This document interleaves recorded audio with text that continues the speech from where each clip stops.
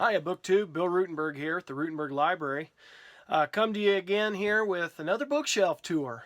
And I'm on that first whole shelf. I'm on the third shelf now. Just kind of working my way down.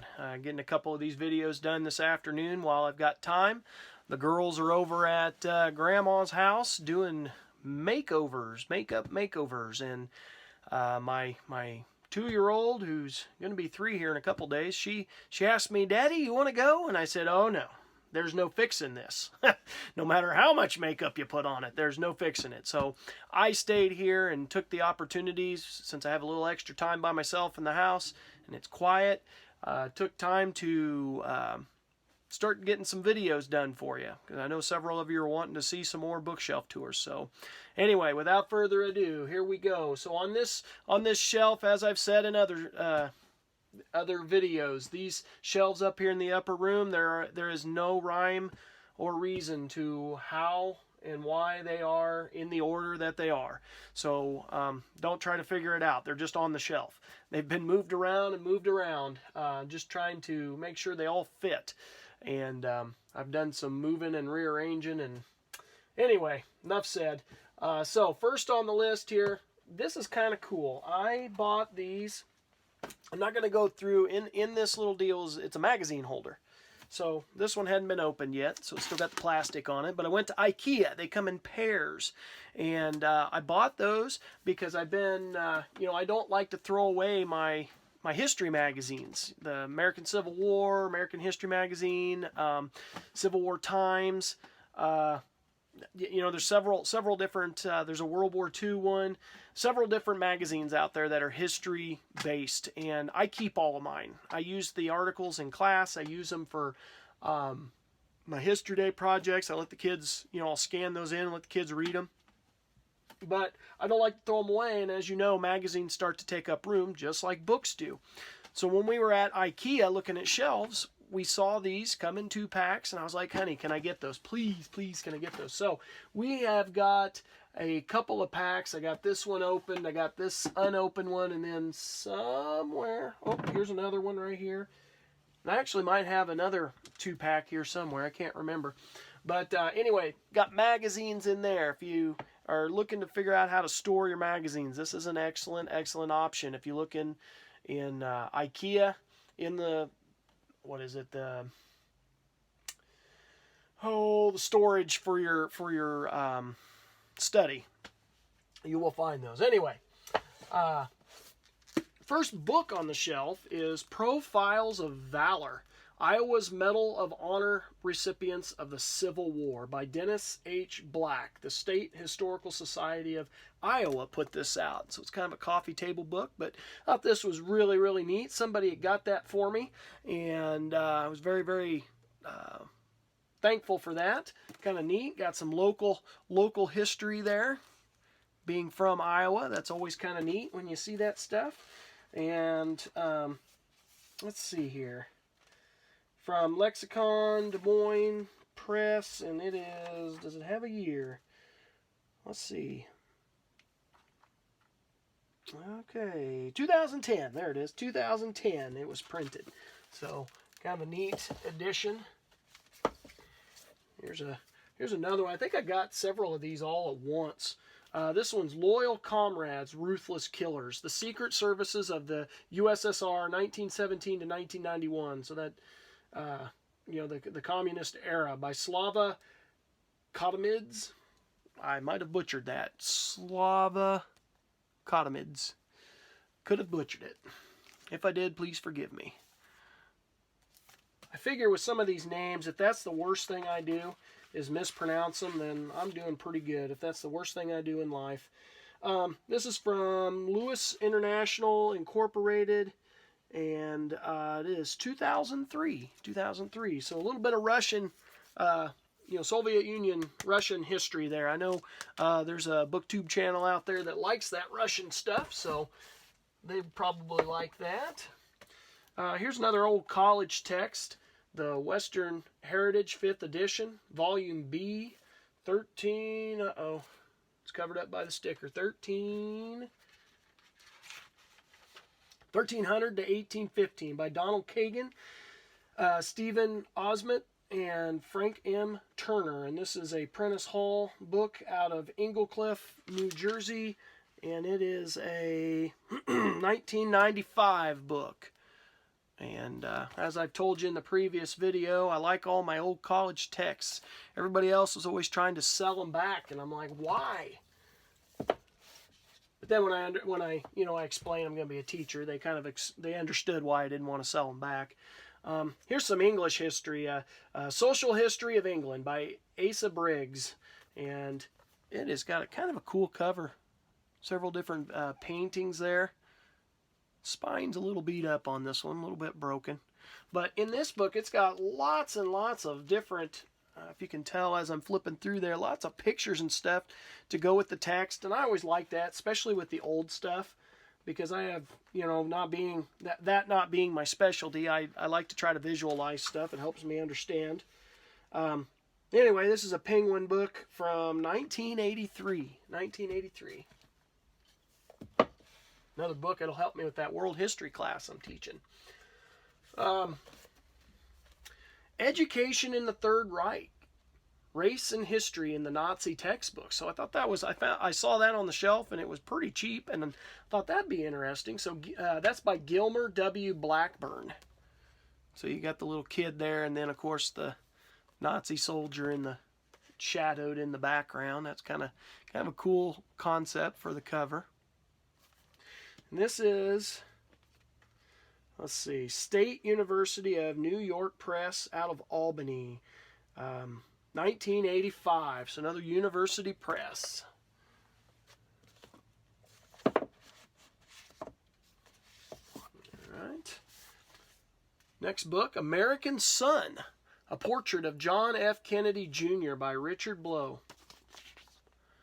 Man, I remember this. I remember this really well. When he was flying that plane, and they ended up crashing, and he passed away, and they had the big funeral for him, and they kept showing the pictures of when his dad died, and the famous pictures of him saluting the flag, because he was always taught to salute the flag anytime he saw it, and I remember when he died though that morning. My parents were building a house, and we were actually living in a 23-foot camper, and it was raining that morning, and that was on, I want to say that was Saturday morning. Probably shouldn't quote me on that, but when we were watching the news, I thought it was a Saturday morning, and I don't know why I so vividly remember that, but I just remember them playing it on the news, and John Jr. going down, and just an interesting memory. One of those things that sticks with you. Henry Holt and Company out of New York, and it is a 2002 book. All right, here's another one. Italy Under Mussolini by William Belitho. Or Belitho. Again, forgive my pronouncing the book. Or pronouncing not the book, but the author. So this is an older book from Grosset and Dunlap Publishers, and it's a 1926 book. So I hadn't even got to World War II yet.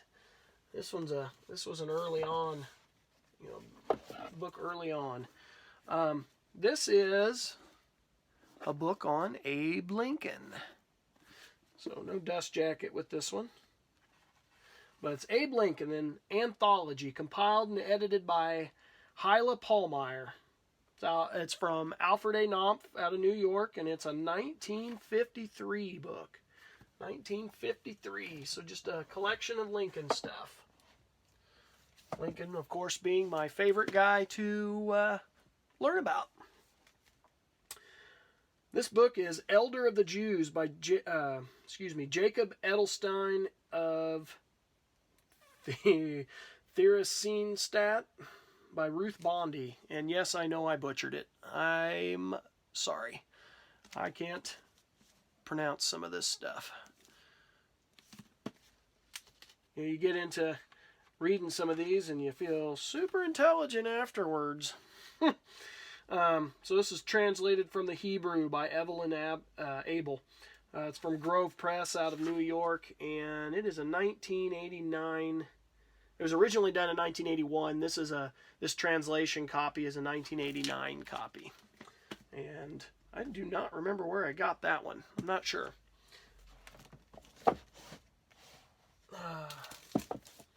Well, this is just kind of this is more, I got this more because it was just vintage. It's all beat up. There's nothing super special about it, but I'm a sports guy. So The Rival Book About Sports by M.G. Bonner, illustrated by Albert Orban. And it's kind of a neat vintage cover. And it is, let's see, Garden City Books out of Garden City, New York, and it is a 1958 book, and that came out of, did that come out of our, which one did it come out of? I want to say that was out of our public library, is where I think that one came out of. I think that came out of the public library. Alright, so this is The Greatest Generation Speaks, Letters and Reflections, and this is by Tom Brokaw. Now, I have read Tom Brokaw's The Greatest Generation. It was really good. I never did read this one, and no particular reason. I just didn't get to it. I had it, just didn't get to it. I actually read this one on my way down to Texas to go see my father-in-law. Or not this one, but the Greatest Generation. I read that one on the way down. This is from Random House out of New York, and it is a 1999 book.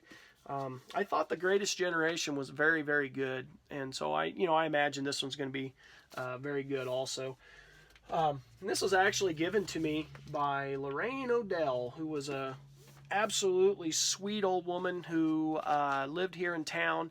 I went to church with her son, and she was from the World War II generation, was in high school and stuff when all that was going on, and had family that fought in World War II, and man, you should see the stuff that she collected.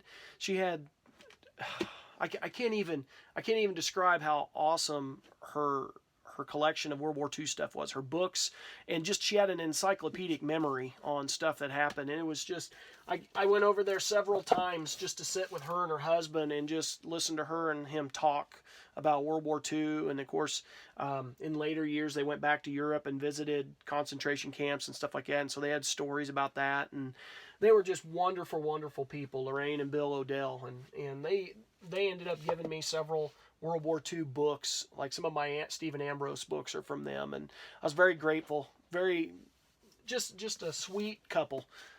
They've passed on now to be with the Lord, but we miss them. So anyway, this is a Bruce Canton, The Army of the Potomac, Glory Road. So this was a series of Civil War books. And I've got several of them over on this side that we'll get to in just a minute. And this particular hardback edition is a Doubleday and Company out of Garden City, New York, 1952. Like I said, I'll come back to these other ones in a minute. Let me get these finished up. So this is a little history book, like an old history book, Iowa and the Nation. And I don't know if you can see it. Yeah, you can kind of see it there. Just an old text. This is A. Flanagan Company out of Chicago. It's a 1925. It's by George Chandler and John L. Cherney. So John L. Cherney was the State Inspector of Schools, Department of Public Instruction, Des Moines. So anyway, it's just got a lot of stuff on, looks like, government, social studies type stuff is what it looks like. And I thought that was kind of a neat one. It's in some pretty bad shape, as you could see, but, a little bit of love. You can keep these books around for a while longer. Here's another biography. This one's Kit Carson's autobiography. Edited with an introduction by Milo Milton Caife, however you say that. Kind of a neat book.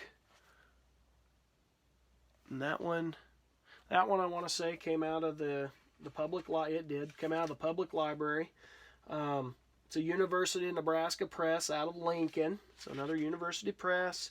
I got a lot of those in the collection. This is a 1967 book, looks like. But, you know, pretty easy to read, pretty easy on the eyes. Look forward to doing that one. Here is The Religious History of America, the heart of the American story from colonial times to today. This is by Edwin Gostad, or Gostad, I might be pronouncing that wrong, and Lee Schmidt. All right, and I bought a handful of these history books. I was asked to, and this is from Harper One Publishers, and it's a it is a 2004, a little newer than I thought it was, 2004 book, but I was asked at church, you know, being the history guy, to come give a history of the founding fathers and religion and stuff. And so in preparing for that, because they told me a few months ahead of time, in preparing for that, I bought a handful of books on, you know, religion and the founding fathers, so that I wasn't just giving my opinion. I was actually giving the opinion of people a lot smarter than me. And so I've got a collection of these here, there, and everywhere on the shelves of books I picked up on religion and the founding fathers. Very interesting topic. Could be argued several different directions. I don't intend to try to argue it on here. It's too controversial. But anyway, oops, sorry about that. I did yesterday I put up a video on an original tag and documentaries it was a top 5 documentaries that have affected your learning and reading. And go check that out, by the way. One of the authors that I mentioned on the documentary Washington the Warrior was Caroline Cox. And this is the book that she wrote that I referred to in the video, A Proper Sense of Honor, Service and Sacrifice in George Washington's Army. And I really think that's kind of a cool book. I don't know why, but I like it. And kind of shiny. Sorry about that. But this is from the University of North Carolina Press, Chapel Hill. And it is a 2004 book. And I think, and I looked her up, I think she may have passed away. I think she passed away from cancer. She was pretty young, because I saw the obituary. I'm pretty sure that was her. I saw an obituary on her, and I was like, she's not old. And then I saw cancer. And so if I'm right, you know, rest in peace on that. I always feel bad when I see stuff like that. And then the next one, Flags of Our Fathers by James Bradley with Ron Powers. And many of you may be familiar with this book. It was pretty popular not that long ago. It was, you know, all about, I want to say it's all about Iwo Jima and the raising of the flag. Yep, that's what it's about. This is another book that was given to me by Lorraine Odell.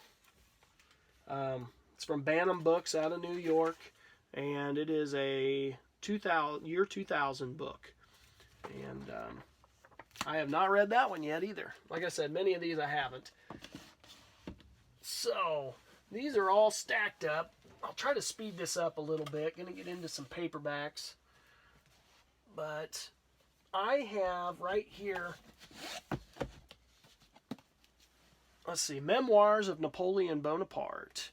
And this is, I have volumes 1, 2, 3, and 4. And I have, for whatever reason, 2 copies of volume 4. I'm not real sure why.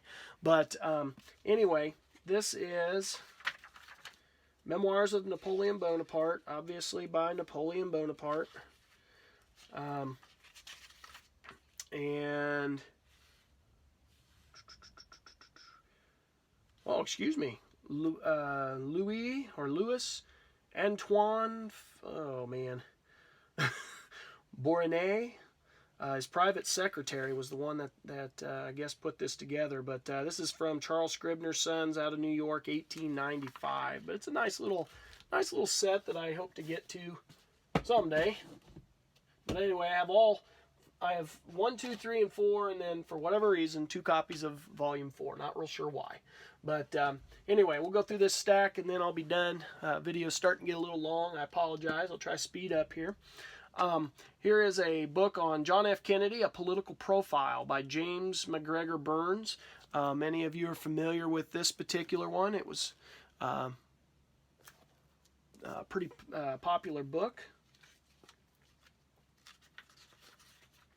From Avon Book Division, the Hearst Corporation out of New York, and it is a 1960. So this was a political biography. That's why I figured many of you were pretty familiar with it. All right, so the next several are Bruce Canton. All right, so here's A Stillness at Appomattox by Bruce Canton. This is a trying to hurry up here. This book is a, let's see, pocket books out of New York, and it is the 15th printing, 1972. So it went through a lot of printings. All right, Mr. Lincoln's Army by Bruce Canton. That one's kind of cool. I like the title, how they have that. These books are not rare by any means. They're mass-produced. This is a Pocket Cardinal edition published by Pocket Books Incorporated out of New York, and it is a 1964 version. And then we've got Never Call Retreat by Bruce Canton. Another Pocket Books. It's 1965. Same thing here, Bruce Canton, Terrible Swift Sword. And it's a pocket book, I'm guessing 65. Let's find out. Oh, excuse me, 1967, this printing is, 1967. And then another Bruce Canton book, The Coming Fury. Pocket books, 1967. And then we get into, this is Fahrenheit 451, just a paperback by Ray Bradbury. Show you those real fast. It's a Ballantine books, and let's see, I got several different dates here. 1982. I think 1982 looks like the most current date on there. Got Beyond the Rhine, a Screaming Eagle in Germany book, Donald R. Burgett, World War II library. And this is it's a Dell book by, let's see, 2001 is the year on that one. Then we got a biography, Count Rumford, Physicist Extraordinaire by Sanborn C. Brown. And I'd love to tell you something about this one, but I have no idea. Just an old one that I picked up. I do that a lot. It's from Anchor Books, Garden City, New York, and it is a 1962 biography. Do that a lot. I don't know if any of you do that, but I pick up books thinking, that'd be interesting. And then sometimes I don't get around to reading them. Eventually I will, but don't always get to them in a timely manner. Here's a pretty popular one, Bury My Heart at Wounded Knee by D. Brown, An Indian History of the American West. Very popular book. Matter of fact, I've got a couple different versions of it. So, let's see. This is Bantam Books, and it is, holy cow, let's see, 17th printing, 1972, I think. Yeah, 1972 is what it's looking like with this book. And the last on the stack for this shelf. Sorry about the video being long. But this is a Pelican original, The Vikings by Johann Bronsted. Hopefully I'm saying that right. You guys probably know better than me. It's a book on the Vikings, obviously. It is a penguin book. This is out of our school library, another freebie. And it is a 1976. And this goes with my world history class that I teach. One of these days I'm going to get around to reading that. Anyway, this has been a long video. I apologize. I really hope you've stayed with us, or stayed with me on this. This is, like I said, third shelf in the upper room, and there's going to be more to come. Thank you for watching. If you like the video, please hit the thumbs up. Subscribe to the channel, and